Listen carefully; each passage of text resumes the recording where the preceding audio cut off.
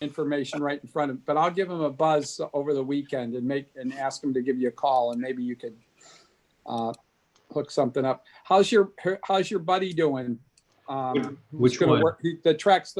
Is he the guy that tracks the weather satellites? Is he the fellow you know? Okay, actually, that was a friend of Larry's. Okay. And I think his name is Dave. Dave Marinetti, maybe? Okay, coming back now, okay. Yeah, and I've been so busy myself, I haven't had a chance to talk to him. But it's Marouche, right? Yeah, exactly. Yeah. Okay, yeah, give him my number and I would love to talk to him. Great. Yeah, I will. And he's been back and forth because they're doing, he's a Pathfinder, and, they're not doing virtual school. They're doing school full time, but they're in shifts there. So he's right. And he's teaching high school kids. So he's having some challenges just getting them motivated or oriented. When you're a junior and senior, you could remember what it was like. It was hard to have an attention span.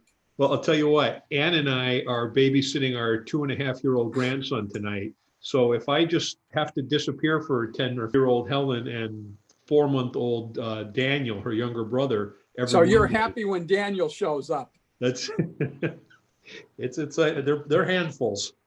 I imagine. Yeah. Just give him a heads up when he calls. I mean, if I don't pick up. Is there a good time to call? Just anytime. If I don't pick up, leave a voicemail, because it means we're busy, either with my dad or one of the grandchildren. I got it. Will do. Thank you. Yeah, I'll give him another buzz. I had gotten him, between things, and I had meant to make the board meeting, but we had a bunch of stuff at work still. But that's good. I always think it's fortunate. There's so many people that aren't working that want to work. So. Anyway. Hi, Larry. I see we have Jim. Hello, Ann. Steve, Kurt. All right, good. Change the view. Hey, Larry. Hey there, guys. So you had quite an adventure. I did? Camping. Oh, we always have good adventures, yes. But you were telling me not everybody was behaving there in terms of some of the people you ran into. Well, not everybody was wearing their mask the way they're supposed to. When we went shopping, we needed a food restock around day 6, and people had them around their neck, they had them below their nose, they didn't wear them, they had them around their sleeve like they were wearing a watch or something. It's like, well, I'm wearing my. It's like, all right, this needs to be clarified big time. Well, maybe they'll get the message. Maybe some people will start to get the message now. They didn't before. So. Well, what's scary is he is arguably the most protected person in the world from this virus. Anybody who's coming into contact or close proximity has to be tested. They have to go through all the questions and an actual test before they're permitted really access to him. And he got infected. So that just tells you how virulent and how contagious this disease is. Mm-hmm. Well, but he very rarely wears a mask, though, Marcel. I understand. So he slit his own throat.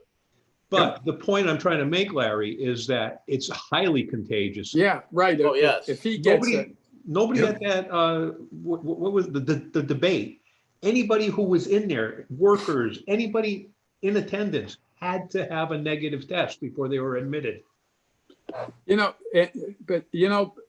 what we're learning, I guess, that these tests are only about 70% accurate. So, and it doesn't take long between the time of exposure and you become contagious too. Well, I was reading something earlier too. He did something so that he actually did not take the test before the debate. Who did? Trump. I was reading that he actually bypassed his test before the debate.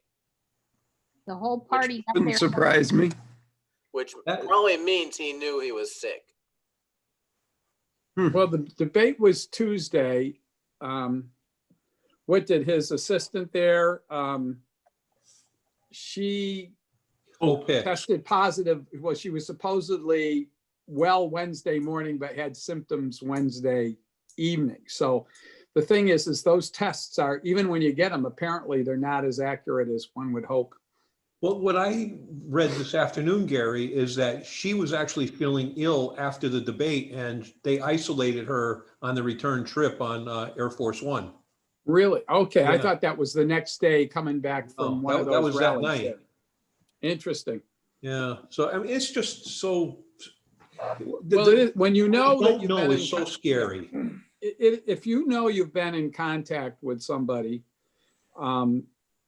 you know, you should be quarantining, and how would you know? Because there's not enough tests and stuff for the average public going around. Well, let's keep our fingers crossed that this changes the response and that we get a lot more serious about it. You know, I don't have any confidence that it's going to be like the ghost of Christmas past coming and there's going to be a revelation. Nope. But that's just, maybe I'm biased. I don't either, but I'm holding out hope. I wouldn't want to tell you what I'm holding out. It wouldn't be politically correct. Sorry.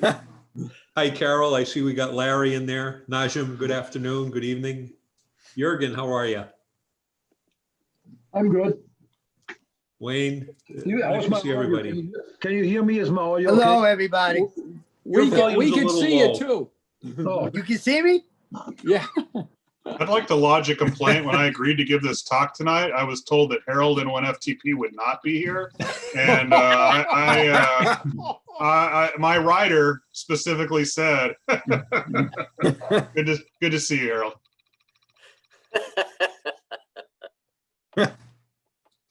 Uh-oh, what did you do to upset him, Harold? You You're never muted, call, you never There we write, go. you know? All right. There Hello, he Matt. is. Good to see you as well. Good to see you too, Harold. I have to figure out how to turn the mic on. It's been so long since I've got to sass you. I just needed a couple minutes. Just a I couple deserved minutes. Kind of low. You're kind of low on those 2020 DXCC rankings there. I don't know if you did you radio break or something? I mean, what's the problem? Yeah. I don't do ham radio during the summer. It's Harley Davidson. That's it. Oh, that's true. That's the way you've got all fall to catch up, buddy. Yeah. Bless you. Bless somebody, yep. That's all right. You can tell she's back. Was that the president sneezing? Hey, Phil, thanks for joining us. Great to be here. Hi, everybody. For everybody who doesn't know, Phil is the Assistant Vice Director for the ARL New England Division. Just went into his position. Congratulations. So Thank you do you, for right, taking get congratulations or condolences? Yeah, right. Yeah, thank you, I think. You know, it's like herding cats, I think we are. Hams are all individuals.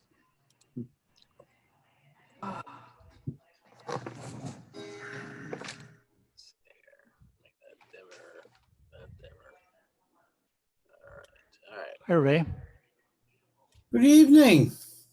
How we doing? Excellent. Getting your feet wet? Starting to. Hey, Ray, good evening. Hey, Larry. Everybody's starting to pop on now. Oh my God, a New York Yankees thing by James. Tisk tisk. Logo. Wow, even Nadine looks like she's logging on. She usually forgets. Hey there, Chris. You not working tonight? I gotta go in about half hour. Oh.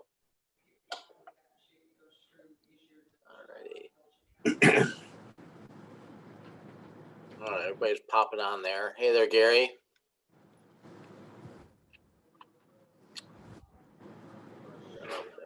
Let's see here. We're up to 29, and I'm watching all these names are popping in all of a sudden here, so that's good.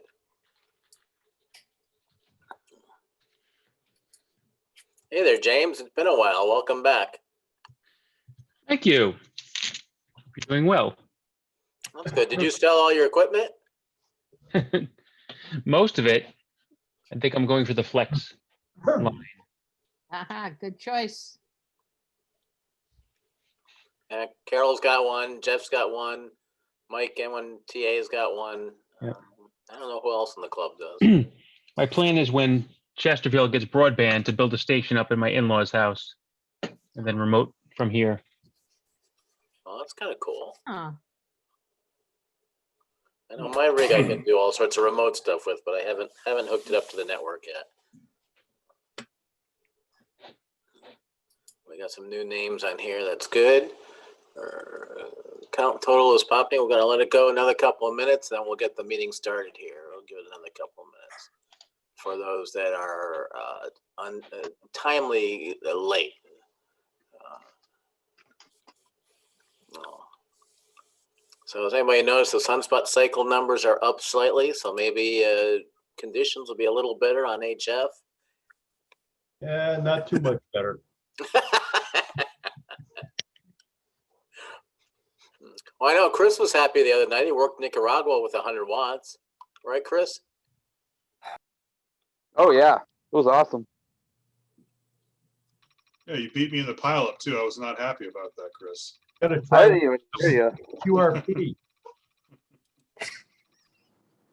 It's nice when you get in there with 100 watts between the big guns.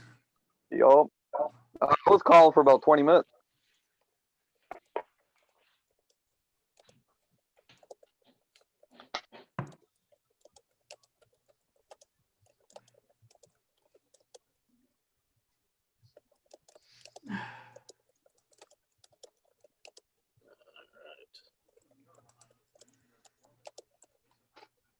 All right, looks like we're sitting at 29 people, so let's get things rolling, and we'll let those that are usually perpetually late pop in. And also, anyways, good evening, all. Welcome to the October meeting of the HCRA. We've got 29 people tonight. It's a little down. It's about down from about 6 or 7 from last month, and about 10 or 12 from the May meeting, or from the June meeting. Anyways, as per usual, just like at the regular meetings, I want to ask everybody to put their dog in the other room, turn off their phone ringers, or kick the volume down, turn off their TVs, and remind their wives or their spouses that you're in a meeting here, so we don't need yelling or barking in the background. And we don't want to hear somebody being yelled at by their spouse too. So anyways, basically just turn the volume down on your phone if you've got it sitting by your computer, which would be great. Good evening all, and it is Friday, October 2nd. It's dark outside already. As everybody knows, we're probably not going to be meeting in person until the spring at the very earliest. I don't know. So in the meantime, we got a bunch of great meetings scheduled for here. And if you haven't heard yet, we are planning, instead of a holiday party, we are planning a virtual holiday party, and we have a guest speaker. Fred Hoppengarden, K1VR, has confirmed he is going to be talking to us about all things New England and the ARRL for anywhere from 30 to 45 minutes. So the December meeting, as we talk it up, we'll talk it up next month or the end of next month. Bring your fancy meal and bring your glass of wine or whatever you may be drinking. Sit down in front of the computer, and we'll all be sharing some interest, some fun, some talk, and some Q&A with Fred. Tonight we've got Phil, K9HI. He's the Assistant Vice Director for the ARRL New England Division, right underneath Fred. We've got Ray, KB1LRL, who's the Western Mass section manager. Not section manager. You're the Western Mass. What's your official title? Section manager. Section manager. Okay, it was right.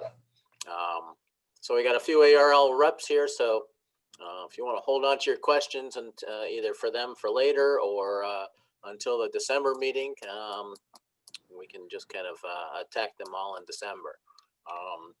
We've got some other guests here, some first timers to our meetings. Welcome aboard, and to everybody else, welcome aboard. We have August 31st ends the HCRA's fiscal year. So September 1st starts our membership drive.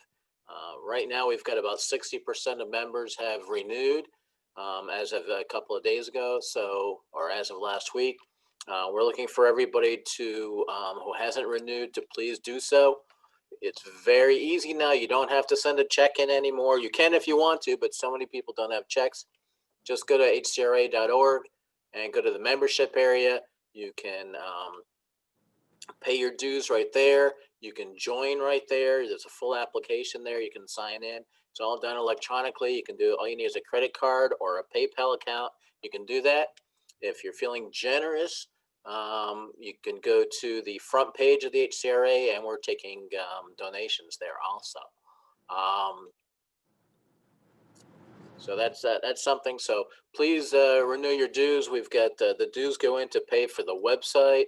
They go to pay for the Zoom, the Fox boxes. We've got some other exciting things coming up that are in the planning stages. But the dues go into to help pay for that. So we need your membership and all.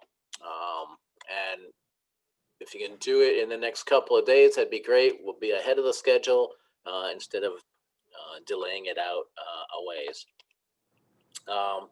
As I mentioned in the past, we do have people that want to help out, but they don't want to be on the board. Last month I mentioned Mike N1TA. This month I'm going to mention Ken KD1KU, who's going to be doing some publicity for us on Instagram and Twitter and wherever else jumps out. You can help your club, by volunteering. You don't have to be on the board. We're always looking for ideas and people to volunteer and do things. We hope to be holding another tech class. So if you want to be a teacher, you can contact Mike N1TA or contact myself and I'll forward it to Mike. We did have a meeting in July, class in July, and it went fairly well. And I've been getting, for the last 2 weeks, I've been getting inquiries about a class. So hopefully we can get one together pretty soon and do another online class. Let's see here. We're also looking for, Vanessa's been doing a phenomenal job with the website. We're looking for someone to assist her. To be an assistant, you need to know WordPress. We're not doing HTML programming anymore for the website. It's all in WordPress. If you know WordPress and you want to help out, contact webmaster at hcra.org, and Vanessa will talk to you about helping her out. She's been doing a phenomenal job. Even though she's retired, she's taking classes, she's working part-time, she's been very busy. And so far she's been handling everything we've been tossing at her, but if we can find somebody to assist her, that would make her job a little easier. Also want to remind everybody, Monday nights we have the 10-meter net, 28,375 at 7:30 p.m. Marcella A1WH is net control. Everybody's invited. You don't have to be a member. Ted, K3FEC has been net control for the last couple of weeks. Oh, hi, Ted. So it's a fun time for just to get on and chit chat and talk about local things and things going on and have fun. Let's see here. What else is going on? Najim, do you want to mention the results from show and tell from last month, please? You don't have them? No, number one. I thought you, as the top judge, would want to say something. Okay, number one was Jürgen, and the explanation was not basically it's technical, and it's basically a do-it-yourself. So my hats off for him. Number two was Charlie, and again what he's doing is great with solar. I wish he had automated. I wish he could come and say, I'm completely off the grid. Means, I'm 24/7 running on solar. So, the stuff that he does is okay, but it's not like, the 24/7 that, that I was expected. Doesn't mean that he cannot get there, but with the 40 watts and hanging vertically on the wall, so you're not gonna get much. That's like the worst setup, you can have. And the third one was Aaron. Um, it's for for showing a gadget that potentially has some use. So these were the 1, 2, and 3. Okay, thank you. Let's see here. Before I turn it over to Matt, does anybody have any announcements or anything? I can't see everybody all at once. Go ahead, Phil. Thanks, Larry. I wanted to share with everyone, and this will be announced hopefully early next week, the New England Aries Academy, which would have been hosted at the Ham Exposition in November. Of course, that's gone virtual now. So has New England Aries Academy. Throughout the month of October, there will be workshops and classes. And there is a sign up.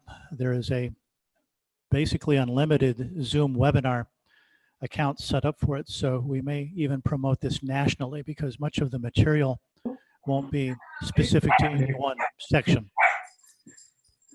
Oh, I hear another canine in there. What did I say? So be on the lookout for that. Hopefully we'll have Sorry that about that. That's okay. We'll have that distributed over the section manager lists, maybe the New England division mailing list, and hope to get the word out. And I hope everyone can join these sessions. There will be about 12 in all throughout the month of October. Back to you, Larry. Okay, great. Any other announcements before? Okay, cool. I got a little something. First of all, Phil, you should announce the New England Division website that you just launched. And number 2, getting an increased inquiry regarding VE sessions. I know that you guys out there seem to be staying on top of it. I'm kind of curious as to the Laurel sessions and to see how that's been working as far as social distancing and stuff. But out in our way, we really could use some people that could help us out and get some people out here tested. We do have an outside facility possibly, and I believe we have an indoor facility that's certified for 18 people. So we could actually do an indoor one. But yeah, I'm looking to gather some Vs that are maybe interested in maybe coming out this way, doing a session or 2. So I'll be reaching out and seeing who's could be interested and who could help out, and learning more about remote VEs and the Laurel system and alternatives to VEs with the social distancing rules. Okay, you might want to put yourself in contact with Jeff NT1K. He conducts the local Laurel session. You can go to, I'll email the website. I don't remember off the top of my head for his website, but if you can do a search on the New England Laurels and you'll find his website. You can also probably go to his website at nt1k.com and learn about it there too. Let's see here. Any other announcements before we get started? Okay, that's good. We're, as you guys know, or some of you know, we are coming into contest season, and you don't have to be a big gun contester to participate. It's a lot of fun to get involved. It's a great way to make contacts to, in a normal year, to work some good DX. And it's a good way to spend, a weekend, especially when it's cold outside or snowy. And it's a good way to get on the radio and have some fun. So Matt W1PY, who's an avid contester. I had asked him to do a talk, and he is going to do that tonight. So it's all yours, Matt. Do you want me to share the screen with you and everything, or? Yeah, if I could screen share, that'd be great. All right, let me. I do have a PowerPoint. Where is that? And while you're doing that, Larry, one of the things I was kind of looking around the room, so to speak, and there's a lot of people in here who have definitely tried contesting, and maybe more than haven't.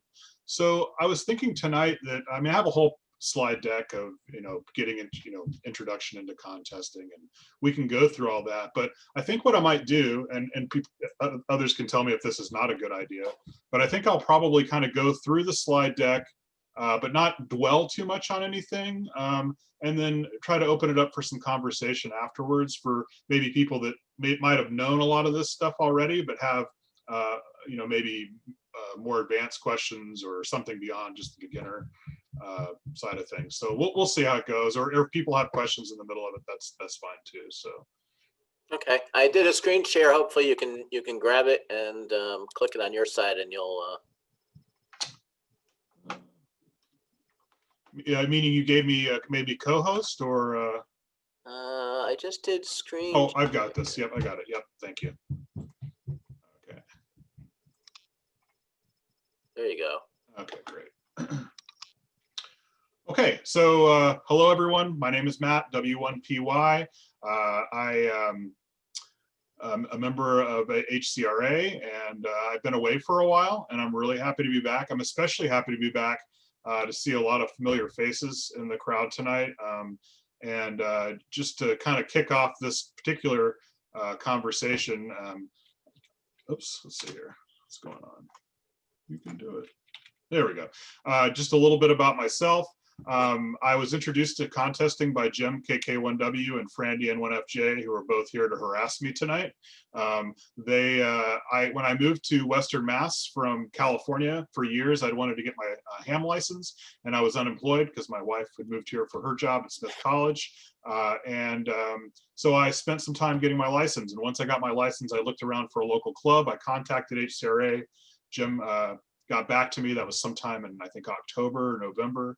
My first meeting was the auction, which was like amazing. I was just blown away by that because it was just so much stuff and I didn't know anything.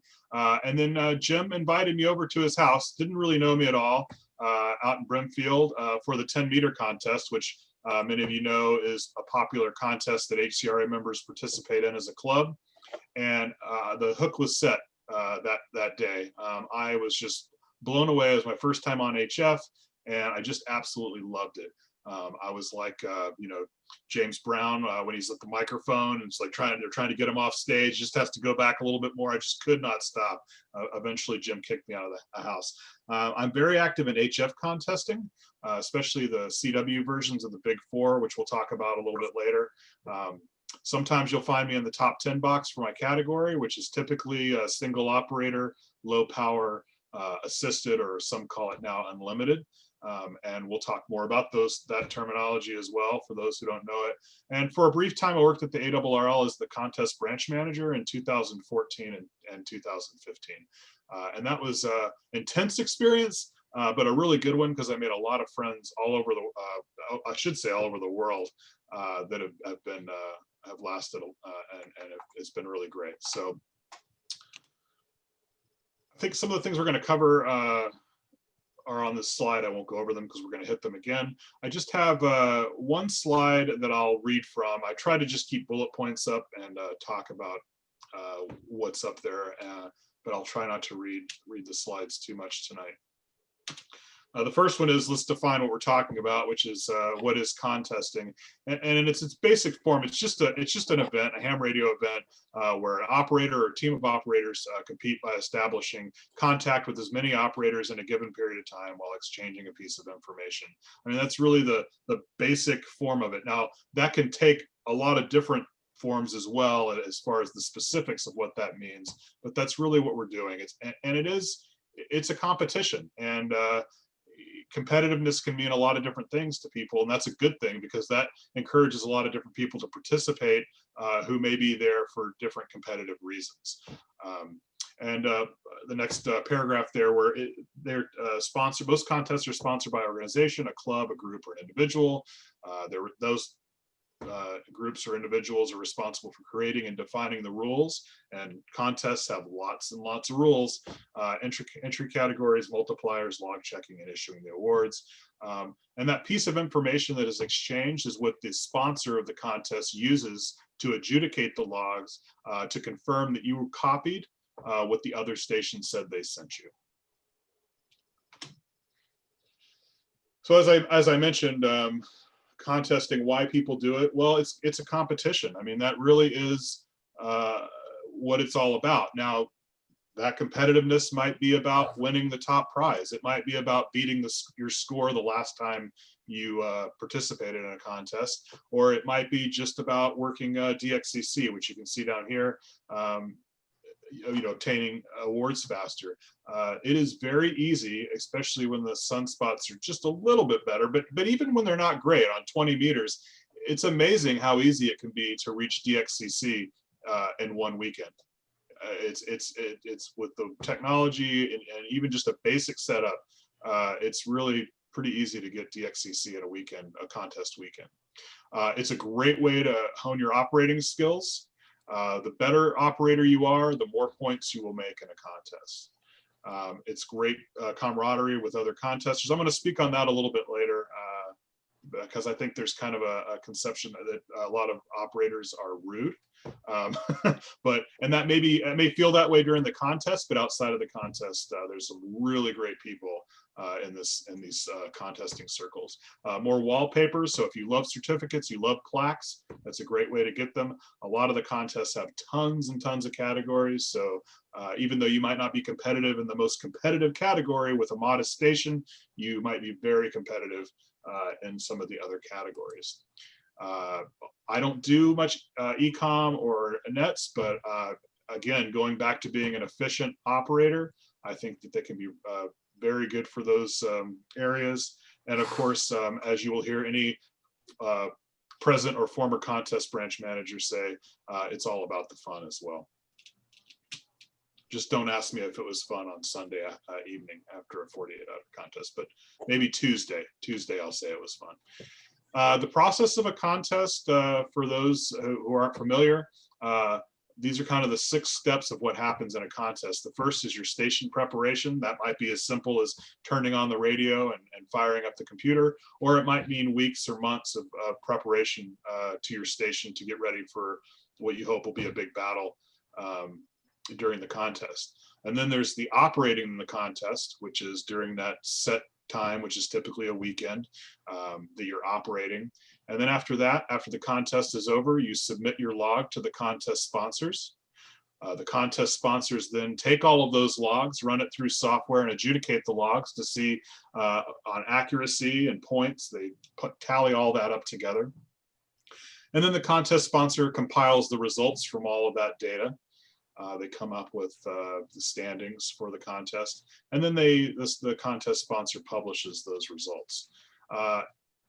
Over the years, it's gotten a lot better. At one time, between steps 2 and 6, it could take a long time before you would ever get the results. Some of that was because paper logs were involved, and there was a month of time to submit your logs. For a lot of contests, that's changed now. Sometimes it's 5 or 10 days to turn in your log, which has helped a lot with the results, especially preliminary results. Also, some of it's based on the publication of those results because they were published in QST or CQ magazine or some other publication, and they would have to wait for that. So they might have written up the article, but it took, they're doing those publications 3 months in advance. And so it would take some time. Some of the sponsors have gotten away from that. QST is publishing a lot less inside of QST now as far as results for contests. They're all being put online, and the same, well, Worldwide's still putting it in there, but they're publishing preliminary results, so you get to kind of see what happened with the numbers earlier. So just some facts about contests. There's lots of contests every year. Every weekend there is some contest to participate in. Absolutely every weekend, sometimes multiple contests. There's stuff during the week. Tons of stuff out there. This is one thing in the contest community, there's some people really want to, you'll see it on some of the mailing lists. I wish ARRL would change their rules to match up with CQ Worldwide contest, or this contest should be more like that contest. But to me, every contest has its a little bit of uniqueness, and I think that's what really makes them special. It changes what the strategy for operating in the contest. And I think it's nice that they're different, and you really have to think about how you're going to operate because of those unique aspects of each one. And then some contests are definitely more popular than others. CQ Worldwide, and so there's CQ Worldwide phone, and there's CQ Worldwide CW, and then there's ARRL DX phone and DXCW, and those are that's what a lot of people call the big four, and those are by far the most popular contests. But there's many others out there. WAE is a fun one. I've never participated in All Asian, but it's definitely a big one that's out there. For those getting started, and we'll talk about this again, state QSO parties are a great way to get started in contesting. They're a little bit more laid back, a little less intense, but they're still a contest, and they're really a lot of fun. And we're really lucky to have NEQP here. It's a great contest, which stands for New England QSO Party. If you haven't participated in that, you really should. It's a lot of fun, and a lot of people will call you when you operate in that. Just really quickly, there is one competition that's held every 4 years. And it's called World Radio Sport Team Championship, or WRTC. In 2014, many of you I know on this call will remember, it was here in the greater Boston area. HCRA played a big role in that. In 2012, we went out and set up one test station. This competition usually has about 60 to 70 operator or teams from all over the world. They set up stations wherever it's being held. The sponsor country that year is holding it. They'll set up stations, and they test these areas because they want each station to be as equal, level playing field as possible. And so we set up one in 2012 at Medfield. I think it was Medfield, State Hospital out east, and we set up one site. In 2013, we set up 2 sites for testing, and then in 2014, we did site management for that same area where there were 4 stations at that point. It was a lot of fun. And so in 2018, it was in Germany, and 2021, it's going to be in northern Italy, and I'm actually hoping to be a referee for that one and go travel and do that if the world gets back to normal at some point. And then just last one fact is that contests can last from just a couple hours to over 48. Typically 48 is the max that you'll see. So, and some people will operate a little bit of that, some people will operate a lot of that, and some people will operate straight through and not get a wink of sleep. So and just some myths, and I think I won't go through all of these, but you don't need a huge station. That is the point I want to drive home tonight. Is you don't need a huge station to do well in contesting or have fun in contesting. You don't need to register. You don't need to pay anything. You don't have to have expensive transceivers or two radios. You just need to show up and have fun and read the rules. And the last one I was kind of talking about before is contesters are rude and impersonal, and that's I think it's far from the truth. Now, in every aspect of every part of the world, there's people that are rude and impersonal, but I think that comes off from some contesters because on the air, it's all business, right? There's no chit chat, there's nothing. It's just like, get them done, because contesting and doing well in contests is all about your rate, how many contacts you can make in an hour or per hour, because rate is how you win a contest.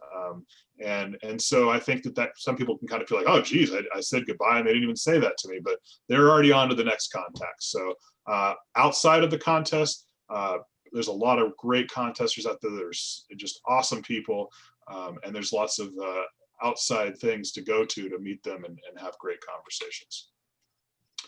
So some of the different contests that are out there, sprints are typically very short, sometimes just an hour. A lot of times when you're operating in a sprint, if you work someone, they have to give you their calling frequency, and then you take over and you start calling CQ. You make one contact, and then you give that frequency, and you kind of go around and do that. They're very intense. They're very fast. There's lots of contacts made in an hour, and there's little room for error. Some of them are mode specific. Some contests have mode specific categories. So ARRL 160 contest is CW only.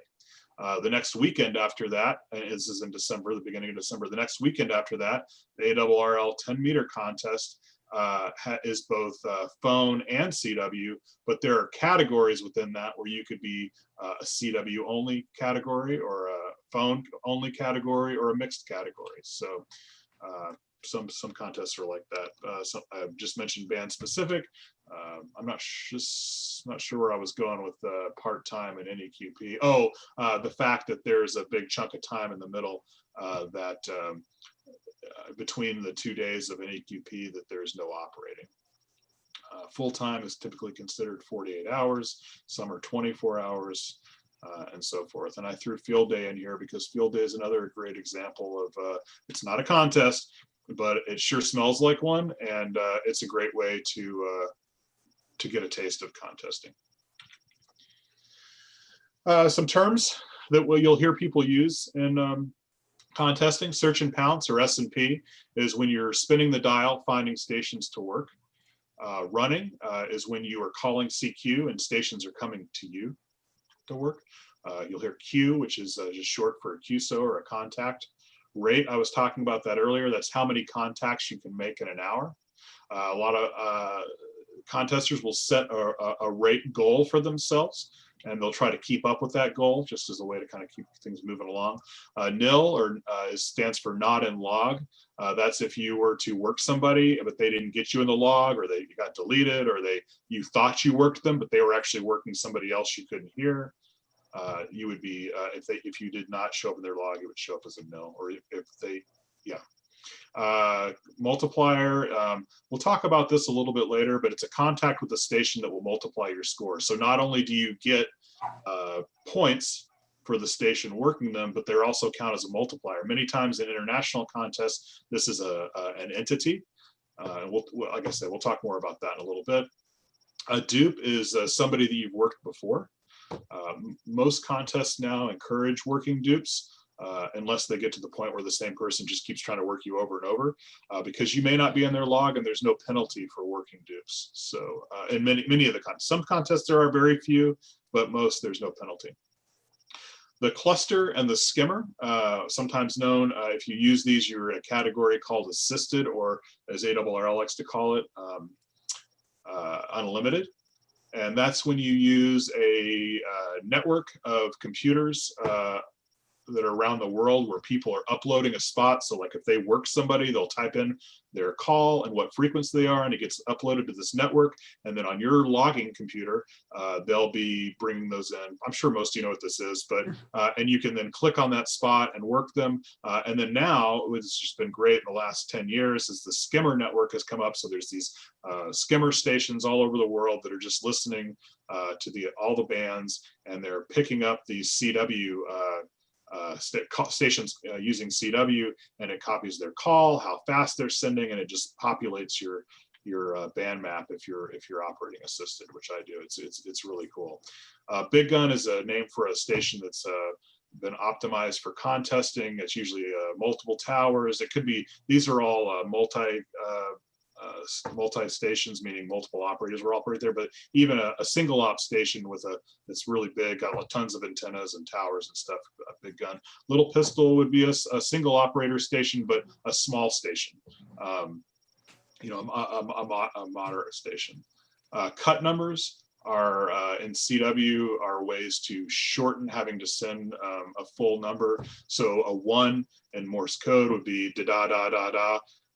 And then, but if you used a cut number, you'd send a A for one, which is just da-da. So it speeds things up a little bit. A busted call is a call so you didn't call correctly. And I just threw online scoreboard on here because these have really gained a lot of popularity recently.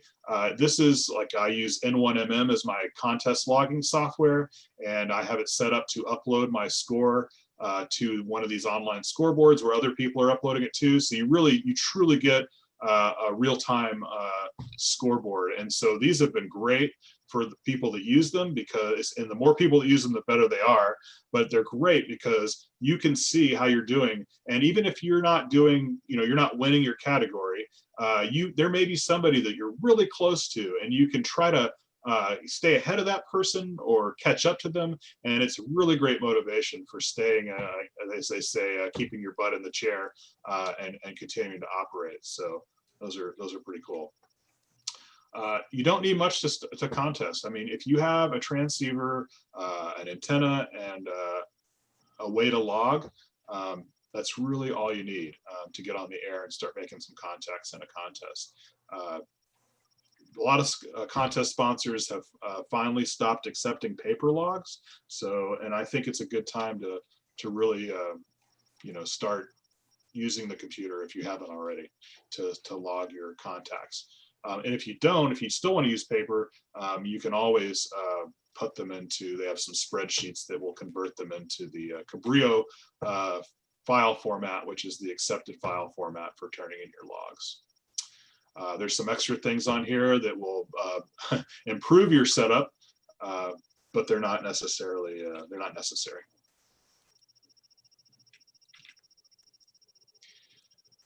So how to start contesting? The first is to know what contests are out there. And I'm going to try to just pick out some things from these next few slides to just kind of, there's some key terms in here I want to tell you, but a lot of times people find contests by just turning on the radio on the weekend, spinning the dial and hearing something going on, but then you might not know what it is. And you can't just start operating at a contest if you don't know what the exchange is supposed to be or what your category is supposed to be. There's some contests that don't allow anything over 100 watts in the North American QSO party. So you don't want to go jump into that, using your amplifier and all sorts of stuff. So the easiest way, if you hear a contest or you want to know what contests are on the air this weekend, I think the best resource is W1PY's contest calendar. It is a great resource. He's got just about everything there. When I was working at ARRL, we had the contest corral going, and W1PY is Bruce Horn. He's responsible for a lot of stuff that goes on in the background at ARRL. He and Trey N5KO do a lot of stuff for the league, especially the contesting aspect of the league. There's just a lot of back end stuff, but this is his thing. And what I was going to say was, when I was at ARRL and QST, we would publish the contest corral, and it was such a pain. I had to go through all this stuff, every month. But we started using Bruce's contest calendar, set up a script, and kind of got the ones we wanted to publish in the magazine. And it's a great resource. So if you were to go to his website, it would look something like this. You would see you could look at each month and what's going on out there. You can look at the times and the names of the contests. And from there, you can kind of start to narrow down what's going on. And then I grabbed these from another slide deck, so we don't have to specifically go over this, but you can see here's CQ Worldwide DX contest sideband at the end of the month. And that's coming up pretty soon. And so we can see that that's there. We open it up and we get some information about that contest. We see that the mode, the bands, we see the different operating classes that are there. And I'm going to talk about those a little bit more in just a second. We see what the power limits are, because these, I guess what I should back up. Well, actually, we'll get to categories in just a second, but you can see how the points work, what the different multipliers are, and how to calculate your final score, where to send logs to, and the most importantly is the URL for the website, because you should always go to the sponsor's website. Even though Bruce has got a great system here, it's always good to kind of check in there to see what's going on. So everybody has to be in, let's see, is it on the next one? Yeah, okay. So again, as we just kind of talked about this, the modes and the different bands that you'll be operating on. Not all contests will have 160, or they might be a single band contest, like the 10-meter contest. So that's important to see. And then obviously what mode is important as well, or if it's a multi-mode contest. So categories is the one thing I wanted to kind of pull out of this chunk of slides that's really important. So when you're going to do a contest, there are sometimes many categories, sometimes there's a few categories, entry category that you would put yourself in. And sometimes they're kind of ridden with lingo, I guess, so to speak. So I just wanted to kind of go over these. A lot of times you'll see SOAB, which is single op, all bands, and that's not using any assistance. So that's, you know, you're just your radio. You're not using the spotting network. It's just you're spinning the dial, or you're calling to work search and pounce, or you're running stations. And then you'll also get the same thing, single op, single band. When we get down to here, these are single op, all band assisted, or like I said, ARRL would call that unlimited. And then also with the single band, then you have multi-singles, multi-2, and so that's going to be multiple operators with one single radio. And then you'll also have multi-2, which is multiple operators with 2 radios. And then multi-multi are the really big stations like K3LR or K1TTT up the road, although they've been known to do multi-2s as well. And so that's usually really big stations with lots of towers, and the ability to have an operator, at least one operator on each band. In the case of K3LR, he has 2 operators on each band. They only transmit one signal at a time, but they transmit in between when the other station's listening. So they'll have one station running, and the other station will be the mult station, and they'll be looking for multipliers on the same band. But we don't have to worry about that right now. So, but it's kind of cool to think about. And then of course there's the power categories as well. So you might be single op. Well, so typically there's QRP, low power, and high power. And then sometimes there's some what they call overlays. So they'll have emergency power, or wire antenna only, or tri-bander and wires only.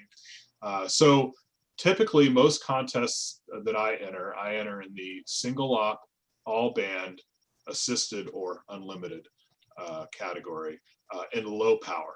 So that's single operator, all bands, low power, assisted. And that's the category I like. It's kind of how I've set my station up, and it works really well for me. I love operating assisted, although some of my friends in the contest community give me a really hard time about it. I think it's fun. So does anybody have any questions about categories or anything we've talked about so far? Looks like Harold's got a question. Oh, Yes, what's I up? do. Oh, great. No. just kidding, Harold. When you're running assisted, is there a penalty in your score or for running assisted? No penalty. It's just that you are going to be grouped with other people operating assisted, and so and so your score would not be compared to single operator, all band. What some people call unassisted. They just don't say it because they, some people feel like that's a kind of a cheat. I think that in the next 5, maybe 10 years, I think we're going to see all of the categories as assisted. I think we're going to, although there are people that would probably wring my neck for saying that, because there's people that feel really strongly about the not being assisted during a contest. But I think that because it's such a hard thing to know if somebody's doing or not, it's not very enforceable, that I think that'll go away. Also, there have been top operators that have proven that they can win the contest in either category. So I think that, I don't know, we'll see, but that's kind of my prediction. There are some top operators that want to combine the two, and there are those that want to keep them separate. So they'll be arguing about it for a while, I'm sure. It's ham radio, so. Okay, thank you, Matt. Yeah, no problem. Anybody else before I move on? Yeah, Matt, what is your take on those cut numbers? I don't mind. So I look at cut numbers as being like there's kind of a first level of cut numbers, and then a second level, and then a third level. And like at the third level, you're like getting really in the weeds. You're like, what the hell, what's a Q supposed to mean? Like I have, I'm being extreme, but so like an A for one, or a T, I don't mind them in some contests, but I don't know. I kind of go back and forth. Some people kind of go nuts with them, I think it is a problem for beginners. I mean, you have some of those stations that on the air is about 35 words a minute, and they use cut numbers. Yeah, I agree. I mean, it was definitely a challenge for me because ARRL DXCW is probably my favorite contest. And, people use cut numbers for power. One of the nice things about it is for CW, obviously this is CW. And one of the nice things, though, I found out when I worked at the league, and I actually helped get the word out about this because I thought it was important to know, is that you can either log the numbers that you, like if you hear ATT and you want to put 100 in there, you can put 100 or you can put ATT. The software that they use to check the logs will figure it all out. And I never knew that. Yeah, I think those are okay, but I think more about the serial numbers. Oh yeah, serial numbers. Yeah, I would agree with that, Jurgen. I find that to be frustrating. I want to hear the numbers for sure. Yes. Yep, I agree. And that's I've been doing the CW Ops CWTs on. Well, I haven't recently, but I was really into them for a while. And luckily, you can load up pretty much everybody's member categories in the help file. But I find that frustrating too when you're trying to copy a member number and you start hearing cut numbers in there. But at the same time, doing those CWTs have helped me kind of not think about. It's all about not thinking about it, right? When you're copying CW that fast, it's like the less you think about it, the more you just type, the better it is. But I don't know. I agree. Sometimes it's painful to listen to. So okay. Oh, a little bit more on this.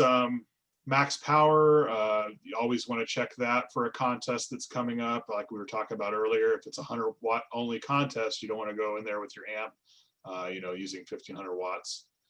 And then the key piece of this is the exchange. So the exchange in a contest, and what I should have done in this slide deck, and I didn't, and I apologize for that, is to give an example QSO. And that's when you're in a contest, you're calling CQ. Somebody gives you their call sign, and they so let's say it's KK1W is calling CQ contest, and I would say Whiskey 1 Papa Yankee, and let's say this was for let's see, this I'm trying to think of I'm spacing on a contest exchange to use. Let's say it was for CQ Worldwide. I wouldn't work Jim in that contest, but we'll use it as an example.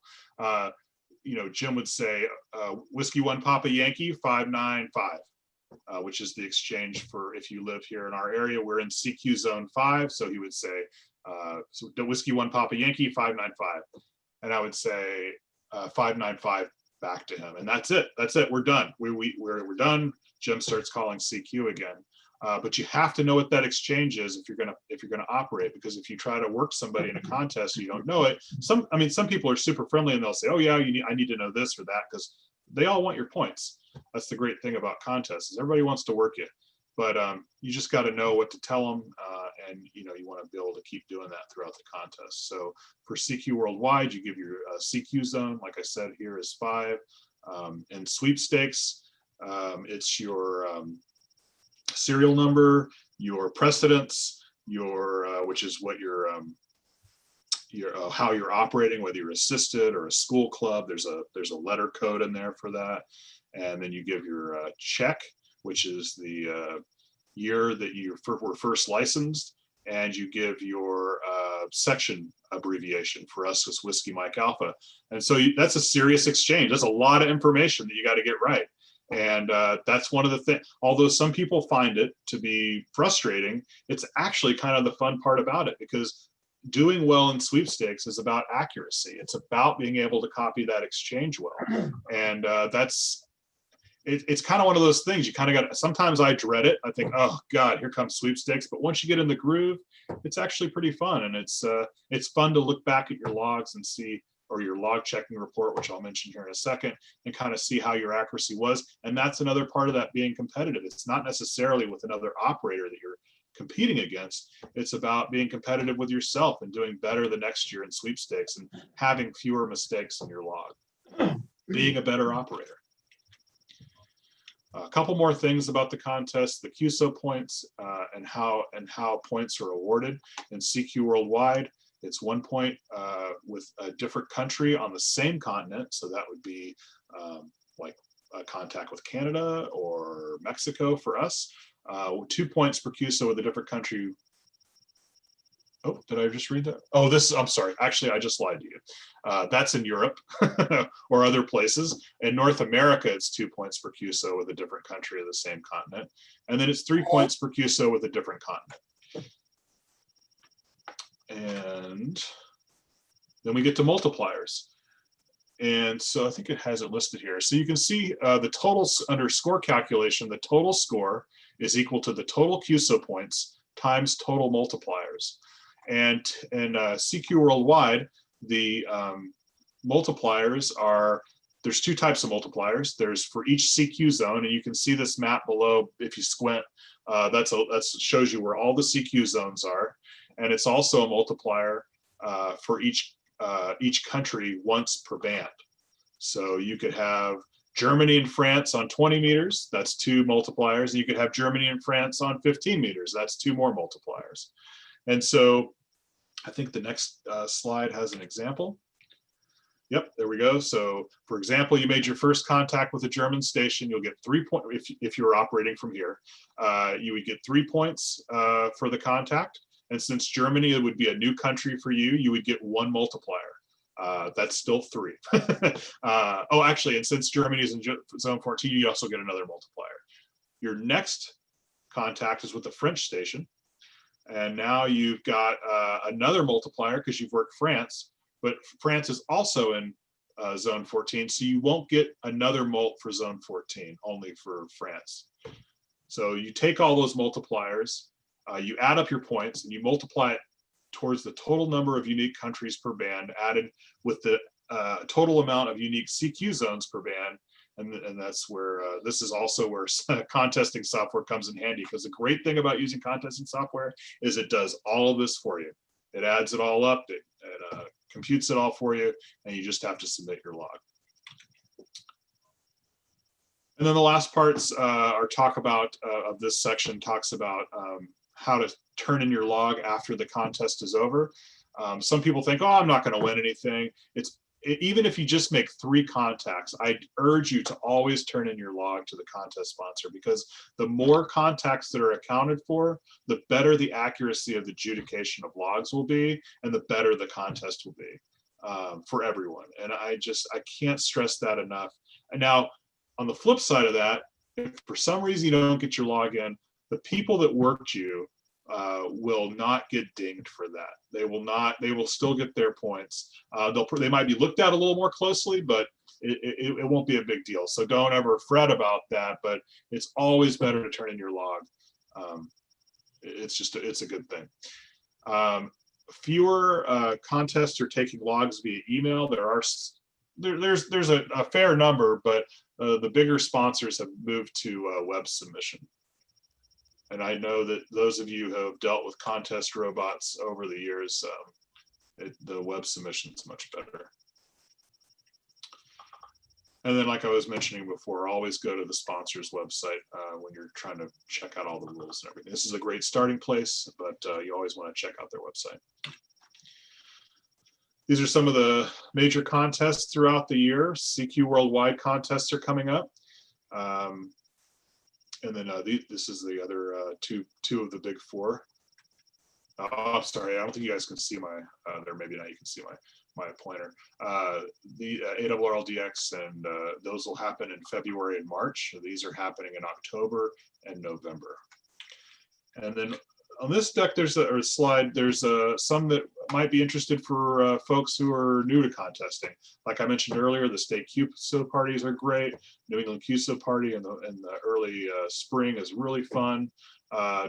HCRA participates in a club in ARRL 10 meters. I think Larry Nick's been kind of doing that lately. I think that's right. He's been posting the different contests, some of the bigger contests. Okay. Yes. Contests. So I think last year the 10-meter contest was pretty brutal because of the low sunspot numbers, but maybe this year it'll be a little better. I mean, we're coming into the next solar cycle, so hopefully, you know, things. 10 meters is pretty brutal when it's you know, it's kind of like our direct pipeline to Texas and not a whole lot else going on. But it will, you know, it will continue to get better, and this is a great. This technicians can be on 10 meters. It's pretty easy to make a 10-meter dipole, and it's pretty amazing how well it works if the conditions are good. So ARRL sweepstakes are in November. CW is the first weekend of November, and the first full weekend of November, and the phone contest is 2 weeks after that. And those are a lot of fun. The exchange is a little intimidating, but it's still pretty good. So field day is always great. NAQP, that's the North American QSO Party phone contest, can be a lot of fun. It's only 24 hours. I'm trying to remember how long it is, but it is a lot of fun, and it's not a 48-hour contest. And then even there's some VHF and UHF FM sprints that can be fun as well.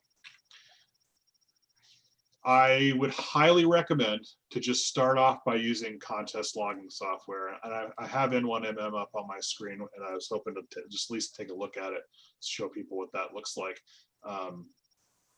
It's really, I just can't encourage you enough to use logging software. It can be a little intimidating at first. If you want to set it up and you don't have it set up, I please reach out to the club, reach out to me, especially reach out to me if you're using N1MM. I think Larry's using N3FJP. Is that right, yes. Larry? Yeah, I know others are too.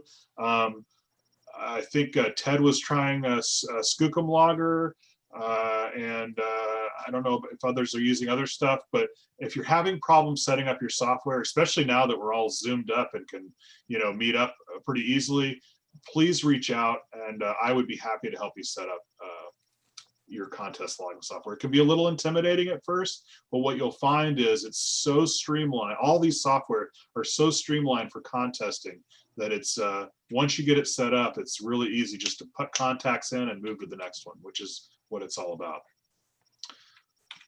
All right. Propagation, I'm not going to hang on this much, but I am going to just say that propagation makes a huge difference on where you can work in the world and when. So your contest, if you only have a few hours to work a contest, it's worth it to kind of see how things are looking on the bands. And as you progress, like before the big contest, I will bring up VOA cap, and I will kind of see what bands are predicted to be opened where. And I actually print up the maps for each hour in a notebook next to my desk, and I flip through them. So when the hour changes, I flip over the next one. It's just a prediction. All sorts of other things can happen that we don't expect, but it's a pretty cool resource as you kind of advance into contesting.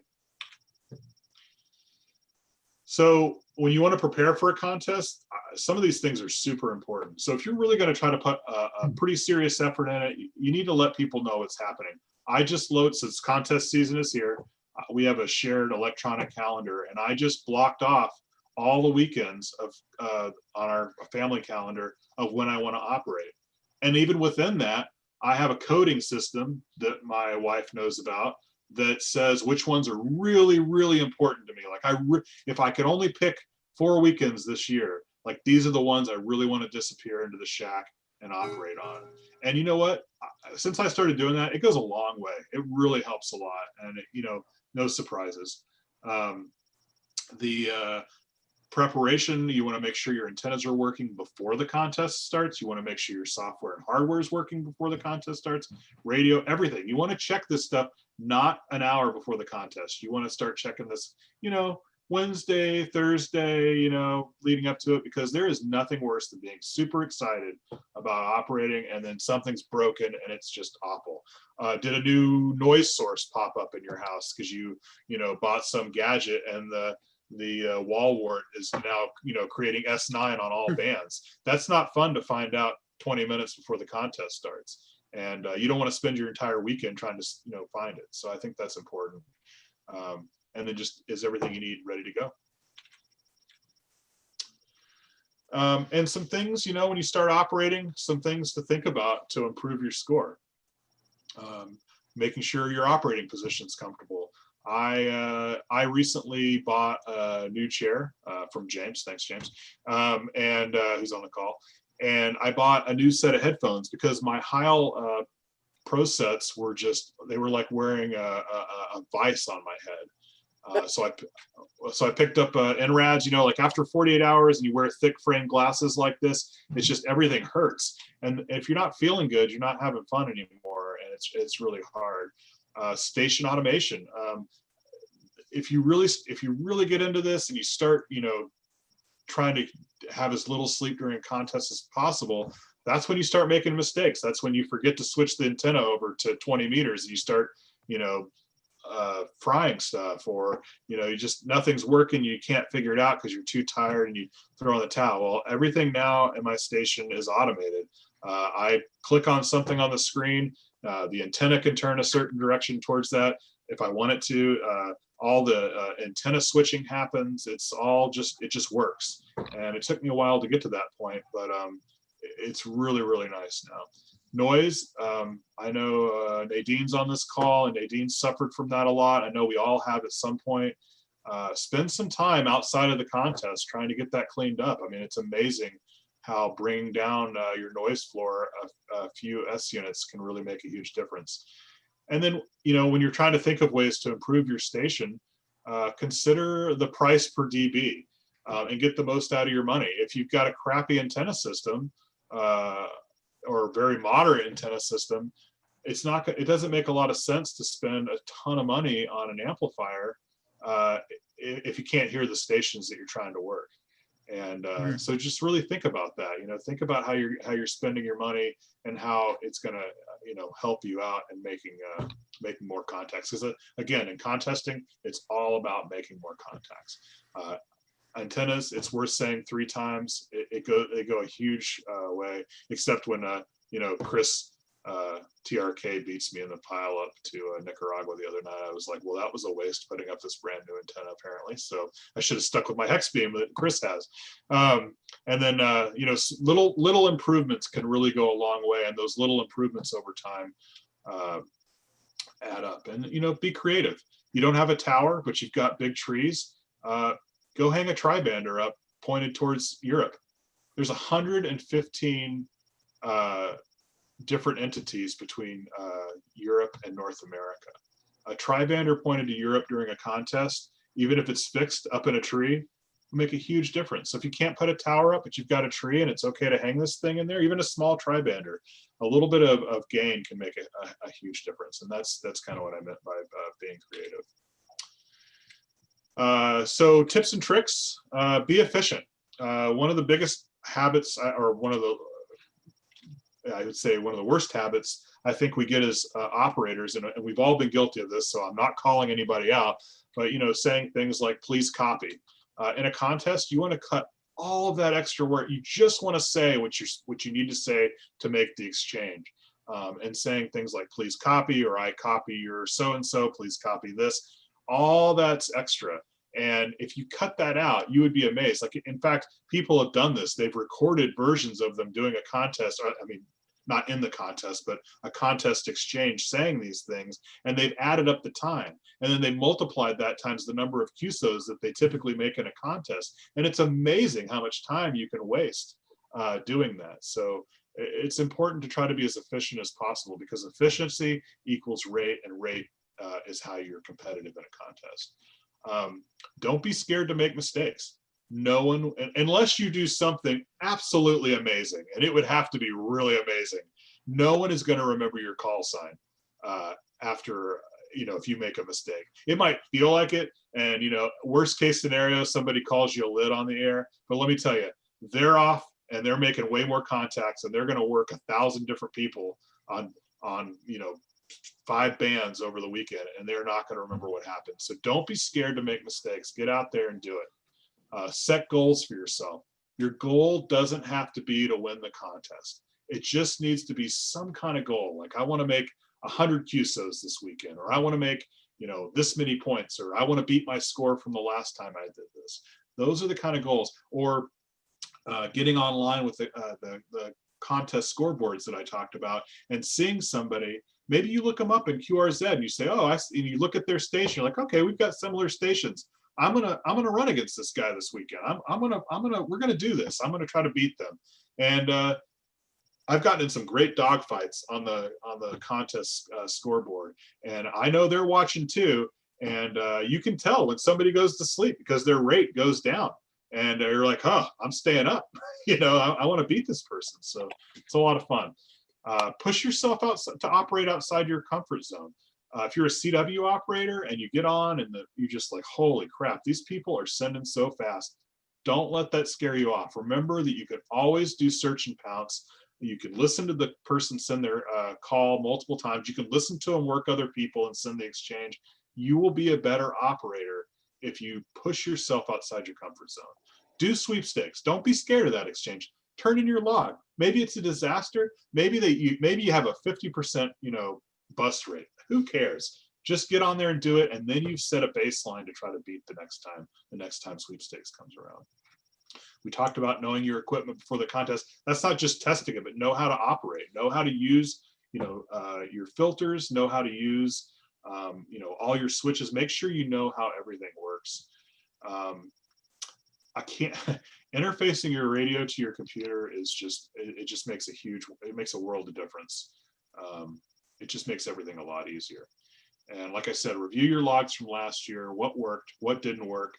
The big contest sponsors will send you what I talked about earlier, which is a log checking report. It'll talk about who you didn't get right, whose call you busted, which exchanges you didn't copy correctly. It'll tell you what other people didn't copy correctly from you. It's a great resource, and it really is a excellent way to try to figure out how to improve your operating. So I think we're almost to the end of this slide deck. I just wanted to say a few do's and don'ts. We talked about don't use extraneous words. When you're on the air, stuff happens. Sometimes you'll step on somebody, the band's all over the place. You didn't know they were there. Then all of a sudden they are there, and you're you're trying to keep your frequency. Don't waste your time arguing with anybody on the air. Just move somewhere else and keep going. It's just not worth it. And don't give up. Just don't give up. Just keep trying it, and it's good. The do's: get on the air, be competitive with others. I should have said and or yourself. Set a goal, as I mentioned before. If you pass up your goal, set a new one. Just like that. Keep going. I learned that actually from Jim, KK1W. We would be at a station operating in a contest, and we would have a goal. We'd break it. Let's try to get another one. We'd try to set another realistic goal to try to break a number of QSOs. Be an efficient operator, as we talked about before. Follow the rules. There's a lot of ways to break rules in contesting. A lot of it's kind of honor system. You know what you did at the end of the day, and so be honorable and follow the rules. Be courteous. Use the scoreboards and have fun. And we'll take some questions and stuff if we have time, but I just want to say too, it's really difficult to put together an introduction to contesting because you're not doing it. Hopefully we will be out of COVID at some point, and we can get people back in our shacks and get people. I know Larry's done that. I finally got my station to the point where I can start having people over, just about the time that we can't have people over, but I really look forward to having people over to operate again too. We have Zoom now, we can share screens. If you're having problems at home, reach out to me, reach out to your fellow club members. As I mentioned at the beginning of this, HCRA played a big role in what I've been able to do with ham radio and getting me interested in contesting, and I want to do that for other people too. So don't hesitate to contact me for help. And I'm happy to take lots of questions or talk about more advanced stuff for those who do contesting, whatever you want to do. I've got a question, Matt. Yeah, absolutely. A number of the exchanges are 5.9 and whatever, and 5.9 really has no bearing or doesn't mean anything during a contest. Why do they continue to do that? Yes, I was actually going to mention that, and I forgot to do it. So it's a placeholder, really, and it for some reason it really annoys a lot of people that it's always 5'9". You'll see these Oprah Winfrey memes. You know, you get a 5'9" and you get a 5'9". Everybody gets a 5'9", but it's really a placeholder. And for a lot of contests, it's nice because you know what's coming next. It kind of sets your mind up. Because you 5'9", 5'9" or 5'99" in CW, it just has a certain sound to it, especially in CW. And so when you hear that, it kind of sets your brain, at least for me, it sets my brain up to be listening and be prepared for what's coming next, which I won't know what it is necessarily, depending on the contest. And so, especially like if it's a serial number, so I'll hear 599 and then I'm ready for that serial number, or I'm ready for that section abbreviation. And I like that personally. I will say in some ways it's kind of made it more difficult for me because when I get into a contest where there's not a signal report, I'm just like, it just kind of all comes at you. But I've learned to kind of get better at that as well. So I would say that's why it's still there, is because one reason would be tradition. And the other reason is to kind of set up the exchange so you're ready to copy the rest of it. That makes sense. Makes sense. Thank you. Hey, Matt. Hey, Larry, how's it going? Good to see you. Yeah, I was just going to ask you, you were mentioning all the different contests before. There was one that was a contest that I was listening to, and the exchange was 5965 or 5966. They were giving their ages. What was that? I feel like, I don't know. I'm not sure which one that was. I feel like the sprints are usually names. I'm not sure. I'm not sure which one uses ages. Okay. Yeah. Oh, another thing is, what was the best logging software for the contest that you guys used? Well, you did that on purpose, didn't you? No, I will say I can tell you what the most popular is, because the contest sponsors actually look at that, because typically the logger is listed in the Cabrillo log that you submit. And so N1MM is definitely the most popular that's out there. But there's lots of them, and it's just whatever you're comfortable with. I started with N1MM, and it's like what you know, right? I mean, it's pretty hard sometimes to jump to a different logger. And when so much of contesting is all about reflex and not thinking about things, just kind of letting the data, I kind of go into another state almost when I'm operating. And I just hear and I type. Like, I don't translate stuff. I don't think about stuff. I hear the CW. I don't think about that was 1, 2, 3, 4 as a serial number. I just hear the code and I type in 1, 2, 3, 4. It's kind of hard to explain, but you get to that point where you're just kind of, it just flows through you, and you're in kind of a zone, and you don't think about it too much. So, what I was getting at was you get used to what you know, and you know all the hotkeys. Like, that's a big part of it too, is knowing the shortcut keys in a logging program. And actually, I can show you. Let me see if I can get to it here. I have N1M up. Almost have N1MM up here. There we go. So this is what my screen looks like. This is a little different because I have, I'm using SO2R. So typically this side and this band map would not be showing here. But I mean, when I'm using two radios, you can see how I can go between the two radios with the shortcut keys there. So I might be, typing in kilo 1 whiskey here, and then jumping over here and typing in N1FJ, and so I'm jumping around, and that's just all. I'm not thinking about it anymore. Or if you watch can you guys see my my pointer here? Yeah. Okay, so if you see those spots right there, I can use hotkeys to. I just spotted KK1W. I'm using hotkeys to move between those stations. I don't touch my mouse during the contest, and so to relearn those, and a lot of the software uses the same hotkeys, but it's just what you know, and so I started with N1MM, and I've just kind of continued that way. Anybody else have questions? I have a question for you, Matt. Sure, Marcel. You mentioned that your station is configured to be very effective in the single operator, single radio Is there any chance that you could show us what you've done or explain how you have it laid out for efficiency? Well, unfortunately, I'm working from home right now, and my station is a disaster because I got my work stuff piled up all over the place. But I was thinking actually of trying to do a station tour because I worked really hard with the help of many of my friends that are here tonight on my station to kind of take it. It's not a big gun station by any means, but to try to take it up another notch. And so I was thinking it would be, I kind of wanted to do it for show and tell, but I've just been so busy I haven't been able to do it. But I've been thinking about doing a video tour of the station, the antennas outside, the switching matrix that I have in the room next door to me here, and then just kind of the radio setup. And I think, you know, now that you've asked that question, I think I want to do that, and I can post it to the Facebook page or the Reflector or both or whatever. So if you're interested in seeing that, I'd love to put that together, and it'd be a really good. Oh my God, I will say that working from home and using my shack as an office has really kind of bummed me out a little bit because you know, at the end of the day, it's like the last thing I want to do is see my work stuff. It's like I want to get away from it.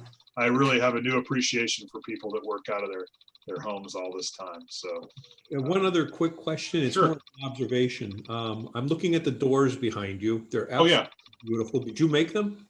Oh, no, they were here. Oh, they were here. They came with the place. Beautiful woodwork.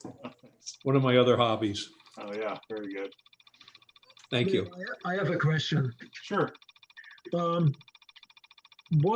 are the rules, or are there any on remotely operating a station in the contest?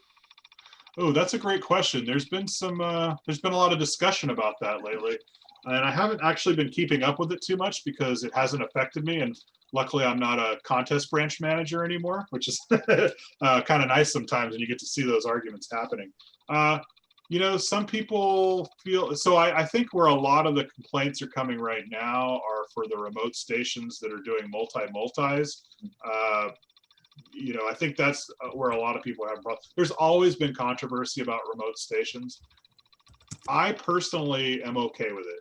As long as the station where everyone is operating within the confines of the rules. So, you know, the transmitters and the antennas are all fitting within the circle that they've required.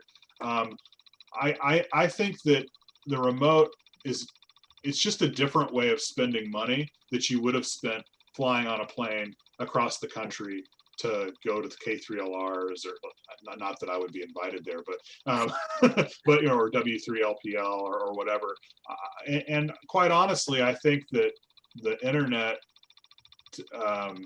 using the internet to control those stations, is kind of sketchy in its own right. I mean, there's problems that can come across that, you know, could be major factors.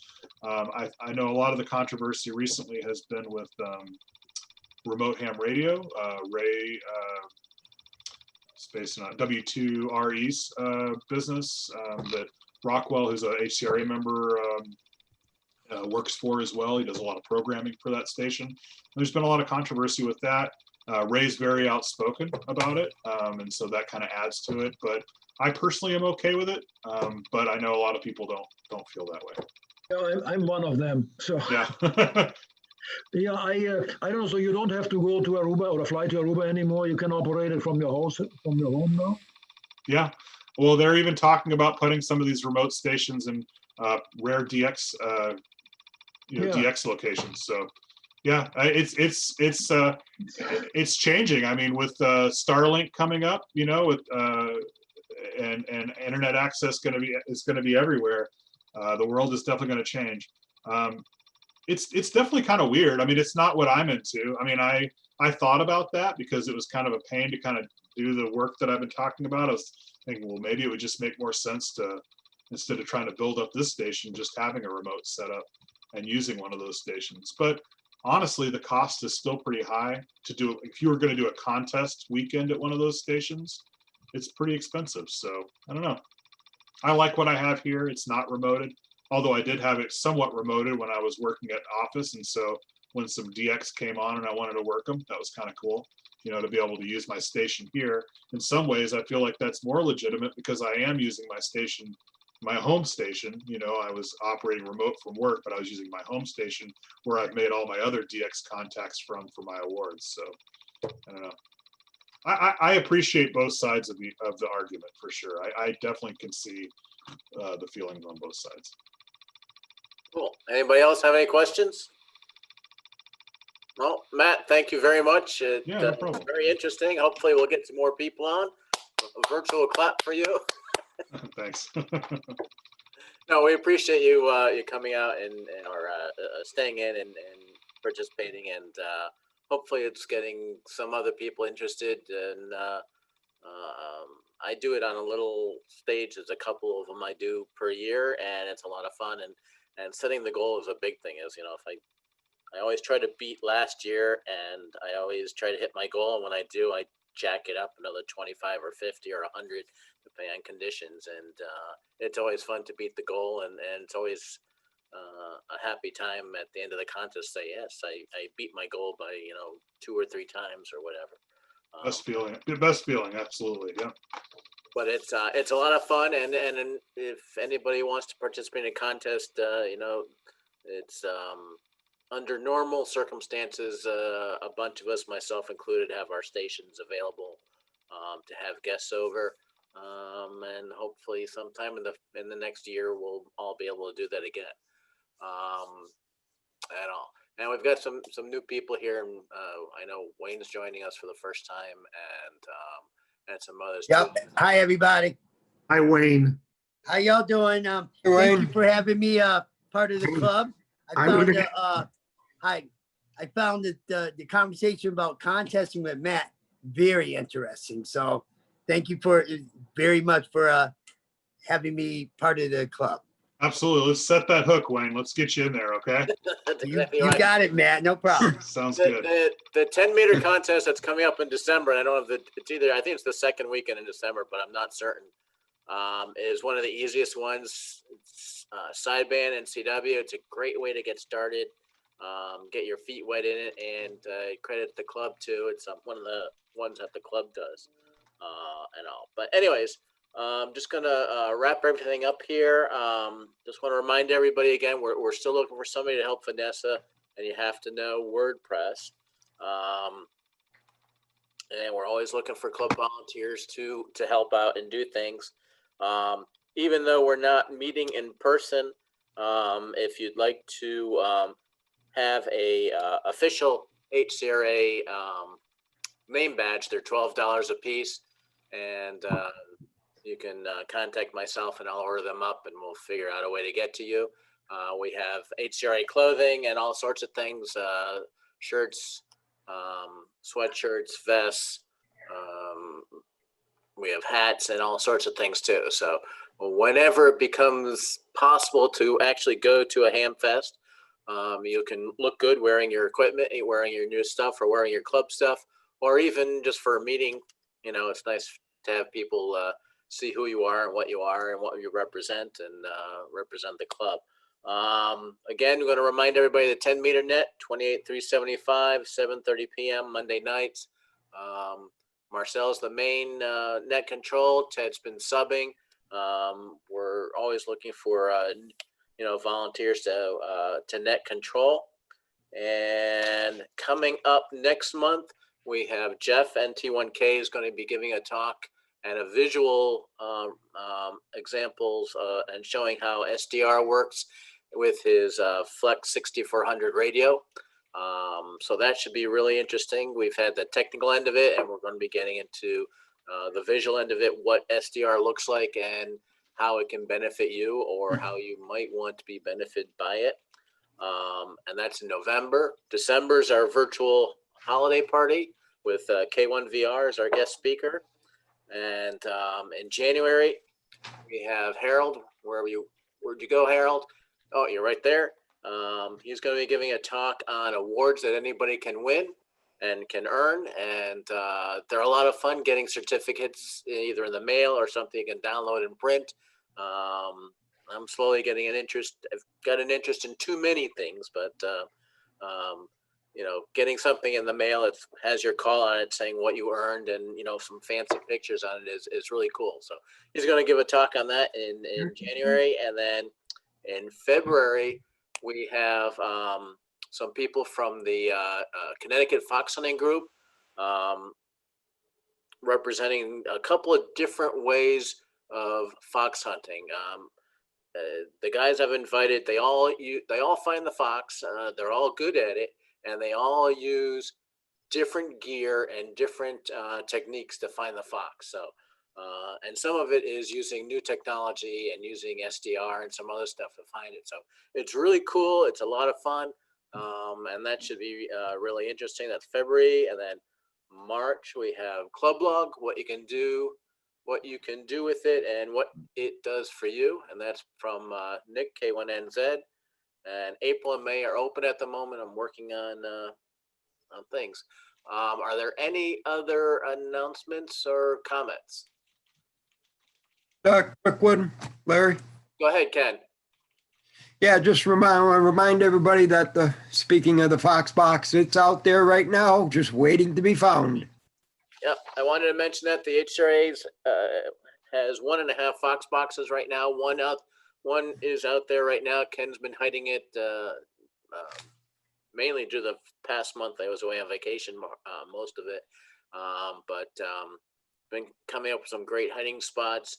And if you want to know more about how to activate the Fox box, you don't have to be mobile. You can be from home, and it's if you join WMA Fox Hunters on groups.io, you'll be able to learn about what the frequency is, what the PL tone is, and what the activation code is to activate it. And we're always looking for signal strengths and beam headings and such. We're building a second Fox box. Slight delay on that because 2 out of the 3 people that were helping me have backed out, and I've been kind of busy. So hopefully in the next bit or before the next meeting, that one will be up too, and we'll have 2 Fox boxes in the area to chase. And it's a great way to social distance. So it gets you involved in ham radio. It gets you out there like hide and seek or geocaching type of thing, without having to and using radio, but without having to be in contact with other people.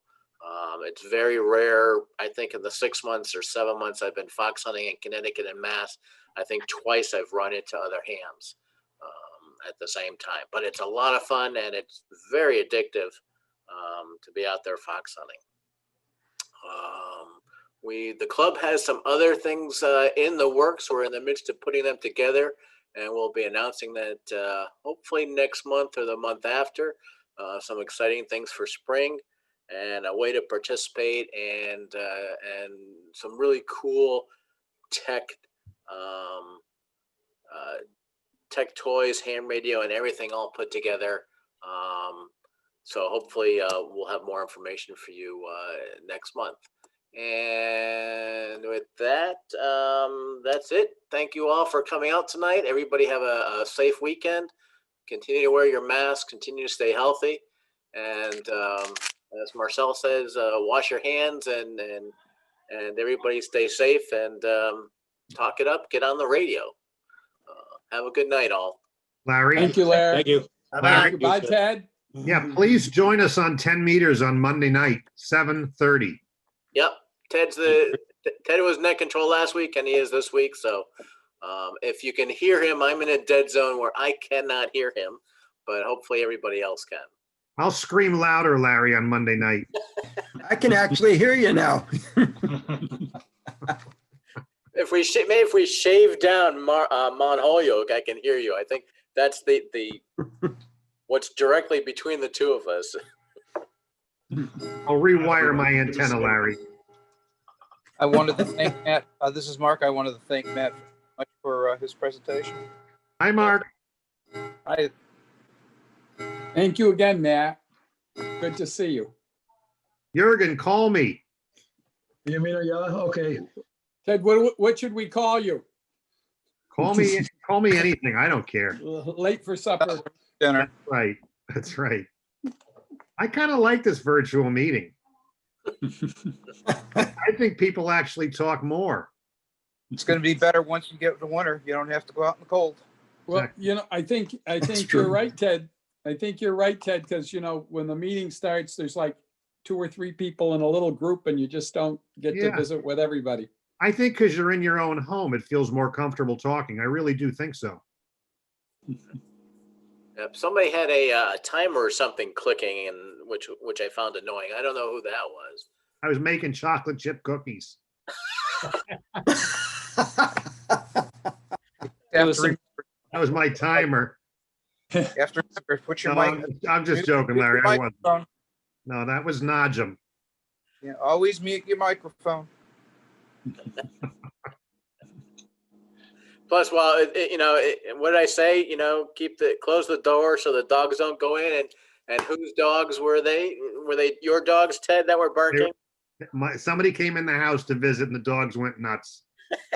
I guess on the computer I can say they went ape shit. All right, everybody. Have a good evening. Bye-bye. You Have a good night. Thank you. Larry, Ted, next time I'll have my St. Bernard on to compete with yours. All right. Mark, will you call me on DMR? Mark. Sorry? Yes. Will you call me on DMR? Yeah, if I ever get it running. Call me on the phone. We'll get you going. Yeah, Are you having problems with it? Because Tim will help you still. All it is just I have had a lot of health problems, and I've also on top of it, I had just been dealing with so many problems with selling